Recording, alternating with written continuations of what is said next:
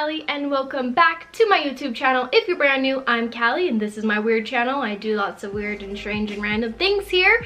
Yeah, so subscribe if you want to see more. Today's video is one I'm particularly excited about because it is a story time, and you know your girl loves to blabber on and yak her chaps. Yak her chaps. She likes to chomp her cheeks. No.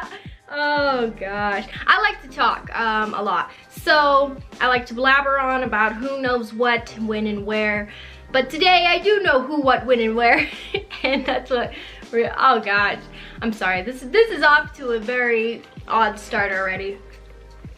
Must be all this wonderful, delicious, and healthy caffeine and fat I've been consuming. Alright, so getting straight on to the video, today's story time is about a nightmare. A very tragic nightmare. And not just any old nightmare, okay? This is an interactive nightmare. And if you don't know what that is, it's probably because no one but myself has ever said it before. Without further blabbering on and boring you to death, I'm gonna jump right into this video because I don't want it to be a 30-minute story time.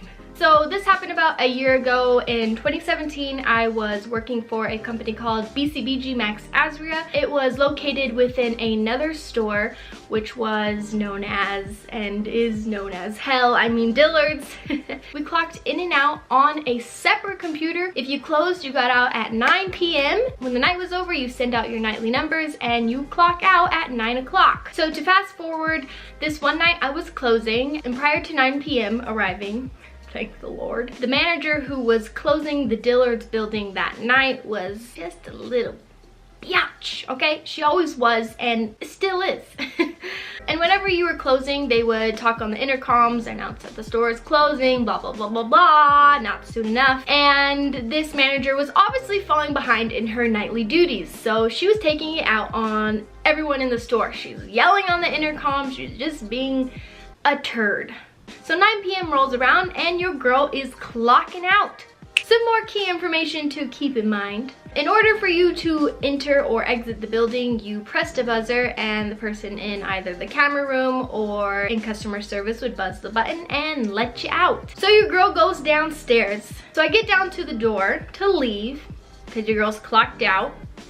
And the security officer is there. He's ready to go home. I'm on the phone. I press the buzzer. It's taking forever to get buzzed out. I buzz it again. It's now to the point where it's getting very frustrating. A minute has gone by. 60 seconds too long for your girl. The security guard then presses it again for me while I'm on the phone. And then you can hear a little crackling coming through the little intercom where the button is. Little Miss Firecracker comes on very rudely and out of breath. No one's allowed to clock out and leave. Ma'am, do you know who I am? I'm just kidding. It was more like I was on the phone. I looked at the guy as he's looking at me very uncomfortably because the devil is spitting hate through this little speaker. So I'm like, hold up, mute. And I'm like, does she know that I work with BCBG? You know, not rude. Just a question. And he was a new guy at the time, but he knew that I worked with them and he knows that if it's 9 o'clock we get to leave. So he goes, well, you know, she can hear you. So I'm like, I'll call you back. Hang up the phone. I get a little closer so she can hear me clearly. I said, well, I work with BCBG and we leave at 9 o'clock.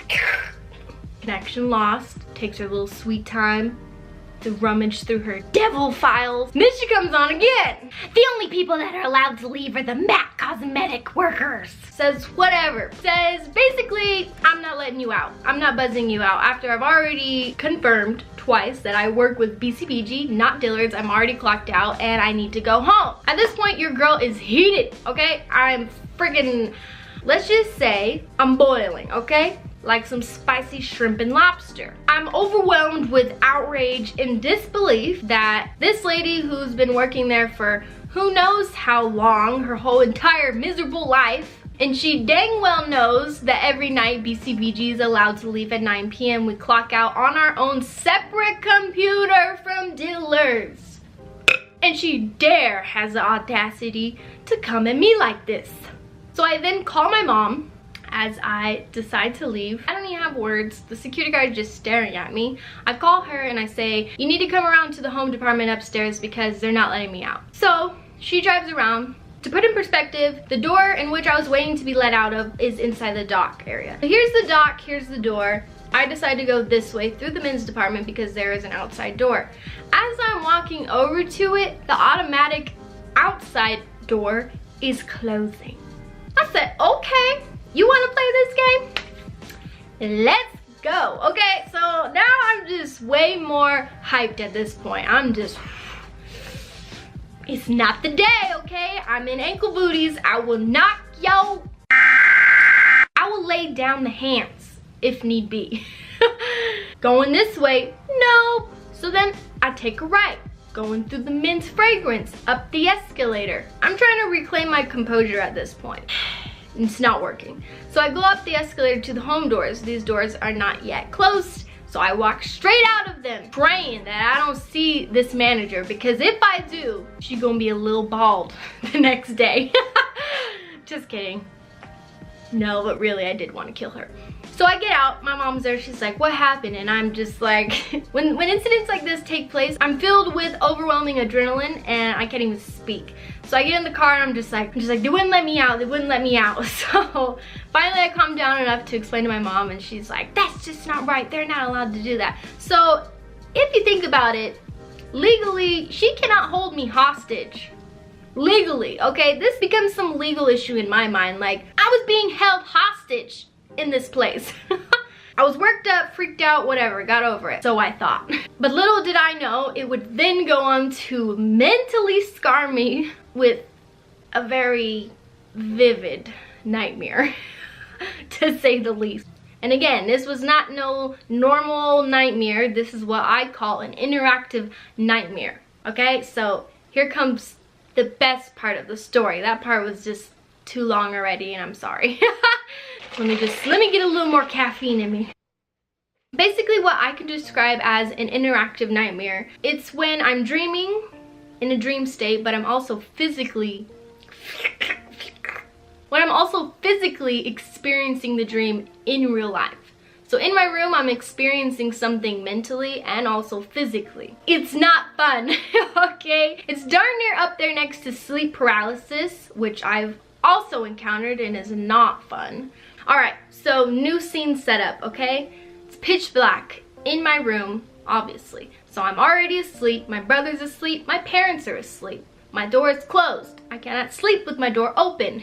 At the time, and more like every day, my room is a disaster. So there's stuff all over my floor, keep that in mind. So in the dream, lights out. So this is when the dream begins. It is pitch black, I am trapped in the mall. I'm trapped inside the store. So the story goes to tell, doors are being closed, you know, your girl's a little frightened. I'm sitting there. All the while, I have my eyes wide open in my room. I don't know this at this point, but we'll get into that. No one's around. So I start panicking. I'm looking around like, okay, what do I do? There's no one here. I'm gonna be stuck in here all night long. So then I go to call for help. And with just about the most pathetic and helpless voice you could possibly imagine hearing at 1 a.m. I cry for help. Hello? And so your girl's sitting there. All the while, in real life, in my room, I'm physically saying, hello? So I'm dreaming this and also living this moment. So I thought in the distance, I heard a little squeak, which I perceived in my dream to be a janitor, you know, locking the last minute things up. It's my brother's bed. Whenever he moves around on it, it squeaks a little bit. So I heard something in the far distance. This is my only hope. This is my only chance and way to get out of this store. So I hear it. I'm like, hello? Hello? Is somebody there? I'm calling for help, okay? At this point, I'm just like, oh man. I hear the noise, and while I'm calling for help, I'm standing up now, and I tried to walk towards the sound that I heard in the dream. I'm tripping over stuff in my room, but I'm still dreaming. I hear the noise. I hear it again, and I'm like, hello? Hello? Just can't imagine like hearing a little voice in an echoey, dark, empty room. It's very sad and scary. I'm begging for this person to come save me at this point. And then I hear in my dream another noise. It sounds like a door opening. And then my door opens and the light's on and my brother's standing there. And then I realize I'm awake. So he's standing there and he's like, what are you doing? And I just, instantly when he opens the door, I start dying laughing. I'm just like, I was dreaming. And then he just says, go back to bed. So then he goes to bed and then I go back to my room, trying to wrap my head around what the heck just happened. So everything that I was perceiving in my dream, I was also experiencing and taking place physically within the physical realm in my room. I've never experienced something so intensely, so scary and sad. So the incident that happened at work was taken in, absorbed, and turned into this terrible nightmare that I did not ever want to experience. So yeah, that was my not so wonderful interactive nightmare experience. If any of you have ever experienced something like this, leave me a comment down below because I'd love to read it. I've never talked to anyone that's ever experienced something like this before. I had told my sister about it when she came over and she was dying laughing. A few days later, my brother hung out with her and told her the story, and he said I sounded so sad, and he was like, Callie needs to get out of that job, man. It's giving her nightmares. And it was hilarious. I'm out of that place, so it was a lesson learned and an experience unwanted but endured. So I hope you guys enjoyed this video. I had a fun time sharing it with you guys. I get a little crazy, I get a little worked up, I get a little expressive, but that's okay because that's what this channel is all about. So leave me some comments down below. Give this video a thumbs up, subscribe if you haven't already, and I will see you guys in my next video. Bye!